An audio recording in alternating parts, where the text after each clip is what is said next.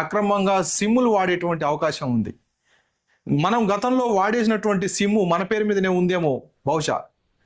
ఇవన్నీ తెలుసుకోవాలంటే department of telecommunication ఒక వ్యవస్థను తీసుకొచ్చింది, అదే ట్యాప్కాప్.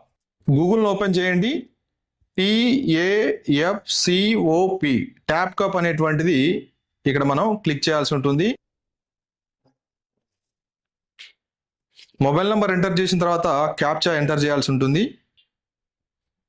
ఇలా క్యాప్చా ఎంటర్ చేసిన తర్వాత మనం ఓకే చేయాలి. ఓటీపీని మనం ఎంటర్ చేయాలి.